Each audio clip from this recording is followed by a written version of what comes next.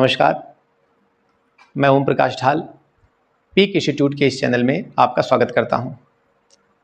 चलिए आज की शुरुआत एक शायरी से करते हैं। परों को खोल ज़माना उड़ान देखता है, कि परों को खोल ज़माना उड़ान देखता है, ज़मीन पे बैठ के क्या आसमान देखता है। परों को खोल ज़माना उड़ान देखता है, ज़मीन पे बैठ के क्या आसमान देखता है। और मिला है हुनर तो इसकी कदर कर, दम लगा के तुझे सारा ज़माना देखता है। ये मैंने इन बच्चों के लिए कहा है जो आज कक्षा 10 में और 12 में हैं। आपका रिजल्ट जब आएगा तो पूरे परिवार में चर्चा होगी। मैं ये नहीं कहता कि प्रतिशत के पीछे भागो कि 90 लाने हैं, 95 लाने हैं ना, पर कम से कम इतना ले आओ जो आपको ईश्वर ने क्षमता दी है उसको अचीव करने की कोशिश करो। कई बच्चों का दिमाग बड़ा अच्छा होता है, कम पढ़कर भी अच्छे अंक ले आते हैं और फिर कहते हैं काश थोड़ा और पढ़ लेते तो, बिना पढ़े ही पीछे तर आ गए, थोड़ा पढ़ लेते तो पीछे ऐसे आ जाते। वो काश जो है ना, वो शब्द बाद में नहीं आना चाहिए। फिर ये भी है कि आपके अंक मार्कशीट काम आती है। ये पूरी तरीके से कहना कि रद्दी का ढेर है, कचरे का ढेर है, गलत है साहब। अगर आप में नॉलेज है और आपके अंक है, ये दोनों कॉम्बिनेशन अगर मिल जाएंगे, आपकी मार्कशीट आपको फर्स्ट इंप्रेशन देगी। जब भी कोई हाथ मिलेगा, अरे आप तो बड़े होशियार हो। अब इसके बाद का इंप्रेशन बनाना आपके ऊपर है। नकल मार के ये इंप्रेशन 75-80 वाला बना तो लिया, लेकिन जब वो 4 सवाल पूछेगा तो आप पकड़े जाओगे। अगर इसके बजाय मैं कहता हूं कि अगर परसेंटेज भले ही कम हो लेकिन आपके साउंड पकड़ है अच्छी, आपके कंसेप्ट बहुत अच्छे मजबूत है, तो वो बंदा कहेगा यार नंबर तो कम लग रहे, चलो 4 चीज़ें पूछ लेता हूँ, और पता लगता है कि यार ये बंदा इसके अपने सब्जेक्ट में मास्टरी है। बच्चों, पीनियल हाइपोथैलेमस और पीयूष, ये जो तिकड़ी है, 3 ग्रंथियों की जो जोड़ी है ना, ये तीनों ग्रंथियों की जो मौजूदगी हमारे मस्तिष्क में है और ये पूरे शरीर का कंट्रोल करती है, इसलिए इसे मास्टर ग्रंथि कहा जाता है। इसको हेड मास्टर ग्रंथि कहते हैं। इसके बाद जो अगला जोड़ा है वो है ये वाला पैराथायराइड और थायराइड ग्रंथि वाला। यह हमारे गले में मौजूद जो श्वास नली पाइप ट्रैकिया उसमें पाई जाने वाली ग्रंथि है। अच्छा आगे देखिए, ये जो ग्रंथि है हमारे दिल के नीचे जो महाधमनी है ना, उसके पास में जो ग्रंथि है उसका नाम है थाइमस ग्रंथि। और हमारे पाचन तंत्र का महत्वपूर्ण भाग है, उसका नाम है अग्नाशय। हमारी किडनियां हैं 2, उन दोनों किडनियों पे टोपीनुमा ग्रंथि पाई जाती है, उसका नाम है अधिवृक्क। यहाँ तक की ग्रंथियाँ कॉमन है, पुरुष हो चाहे महिला, सब में पाई जाती है। इसके बाद की जो 2 ग्रंथियाँ हैं इसका नाम है अंडाशय। यह ग्रंथि केवल और केवल मादाओं में पाई जाती है, महिलाओं में पाई जाती है। इसका काम है अंडे बनाना, एग बनाना और संतान उत्पत्ति के लिए ऐसे हार्मोन पैदा करना ताकि ये एग निषेचित हो और आगे जाकर के युग्मनज बने और भ्रूण बने। और यहाँ जो ग्रंथि है ये पुरुषों की ग्रंथि है जिसका नाम है वृषण।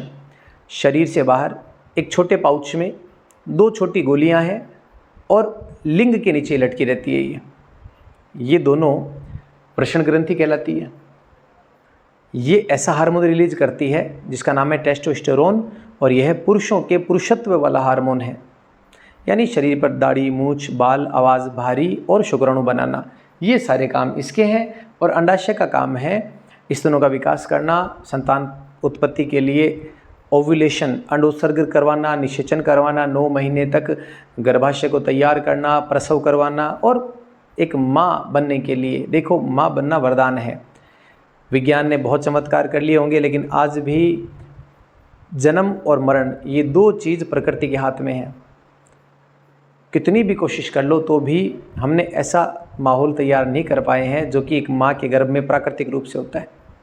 तो आइए अब आज की ग्रंथियाँ देखते हैं। प्यारे बच्चों, आज की ग्रंथि में सबसे पहली ग्रंथि मैं ले रहा हूँ पैराथायराइड, क्योंकि ऊपर की तीनों ग्रंथियाँ हम लोग इससे पहले के वीडियो में कर चुके हैं, पढ़ चुके हैं। कृपया वो वीडियो जाके देख लीजिए। पैराथायराइड ग्रंथि, पैराथायराइड ग्रंथि जो है वो हमारे थायराइड ग्रंथि के ऊपर ही 4 बिंदु पाए जाते हैं, वो पैराथायराइड है। और ये 2 जोड़ी, यानी कि टोटल 4 बिंदु, तो 2 जोड़ी हो गए। और ये जो हार्मोन छोड़ती है उसका नाम है PTH, पैराथार्मोन हार्मोन। क्या काम करता है बच्चों? पैराथार्मोन जो है ना, वो शरीर में कैल्शियम के स्तर को नियंत्रण करता है। मतलब रक्त में कैल्शियम की मात्रा बढ़ाता है। नहीं समझ में आया? ध्यान से सुनो, बताता हूँ। हम जो भी खाते पीते हैं उसमें जो कैल्शियम होता है वो हमारी आंतें अवशोषित कर लेती है, ठीक है। और वो अवशोषित कैल्शियम रक्त में जाता है, ठीक है। और वहाँ से वो कैल्शियम हड्डियों में और दांतों में चला जाता है। तो रक्त का कैल्शियम हड्डियाँ और दांत इकट्ठा कर लेते हैं। अच्छी बात है, हड्डियाँ और दांत बने कैल्शियम के और फास्फोरस के होते हैं, तो इकट्ठा करें तो क्या बुरा है। बुरा ये है कि अगर बहुत ज़्यादा मात्रा में कैल्शियम इकट्ठा हुआ ना तो फिर ये क्रैक हो जाएंगी। बहुत ज़्यादा कैल्शियम होने पर ये इतनी ज़्यादा अकड़न हो जाती है इनके अंदर कि छोटी सी झटके से टूट जाएगी। जैसे पापड़ है ना, वो अगर आप सेक दिया तो सेकने के बाद अब आप उसको ऐसे अंगुली मारो वो पूरा चटक जाएगा। तो कैल्शियम की मात्रा ज़्यादा होने पर हड्डियाँ कमज़ोर हो जाती है, भंगूर हो जाती है। भंगूरता का मतलब है ब्रिटल, हड्डियाँ कमज़ोर हो जाती है। तो हड्डियाँ कमज़ोर ना हो इसके लिए अतिरिक्त कैल्शियम वापस हड्डियों से निकाल करके रक्त में डाल दिया जाता है। ये इस हार्मोन का काम है, पैराथार्मोन का। रक्त में कैल्शियम की मात्रा हड्डियों से लेकर के वापस रक्त में बढ़ा देना। ठीक है, तो बोन रिजॉर्प्शन यानी कि हड्डियों का कैल्शियम वापस लेना। और एक काम है विटामिन डी का एक्टिवेशन। देखो विटामिन डी जो है ना वो मूलतः हमारी आंतों को एक्टिव रखता है ताकि हमारी आंतें कैल्शियम, फास्फोरस आदि लवणों का अवशोषण कर सकें। इसका मतलब है कि ये जो हार्मोन है ना ये हड्डी, दांत और आंत इन तीनों पे काम करता है। और मेरे प्यारे बच्चों, अगर इस हार्मोन की कमी है तो रोग हो जाएगा टिटेनी। यानी इस हार्मोन की कमी होने पर हड्डियाँ ज़्यादा कैल्शियम वाली होगी। हड्डियों के आसपास जो मस्कुलर है, मसल्स है, वो भी ज़्यादा कैल्शियम वाले होंगे और इसकी वजह से एक अकड़न आ जाएगी। इस जकड़न को ही टिटेनी रोग कहा गया है। ये फास्फेट आयन का उत्सर्जन बढ़ाती है। अब इसको थोड़ा सा समझना आप कि हमारे रक्त के अंदर कैल्शियम भी है, फास्फेट भी है। अगर आप फास्फेट आयन को निकाल दो तो पीछे क्या बचेगा? रक्त में कैल्शियम बचेगा। इसका मतलब है रक्त में कैल्शियम की मात्रा बढ़ जाएगी, फास्फेट को हटा दो। पीटीएच की अगर अधिकता हो गई तो हड्डियां कमज़ोर हो जाएगी और गुर्दे की पथरी बनेगी। ठीक है, समझ में आ गया? क्यों? क्योंकि अगर मान लो जी कि भी पैराथार्मोन का काम ही था कि हड्डियों का कैल्शियम निकालना। अब अगर बहुत ही ज़्यादा कैल्शियम निकल गया है तो हड्डियाँ हो जाएंगी सॉफ्ट, नरम। फिर वो क्रैक तो नहीं होंगी पर वो मुड़ जाएंगी। मतलब हमारी बॉडी का जो 50 किलो 60 किलो वज़न है ना वो उठा नहीं पाएंगी और वो हड्डियाँ बैंड हो जाएगी।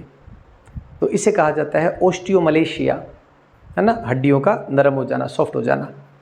ठीक है, और गुर्दे में पथरी भी बनने लग जाएगी। क्यों? क्योंकि पीटीएच हार्मोन जो है ना वो क्या कर रहा है, वो बेसिकली रक्त में कैल्शियम बढ़ा रहा है और रक्त में कैल्शियम बढ़ा तो बढ़ा हुआ कैल्शियम कहाँ जाएगा? गुर्दे में जाएगा। गुर्दे में पहले से यूरिया मौजूद है, यूरिया कैल्शियम आपस में गुच्छा बनाएंगे और वहाँ पथरी बनने लग जाएगी। ठीक है, मैं उम्मीद करता हूँ कि हमें पीटीएच की अधिकता और कमी दोनों समझ में आ गई है।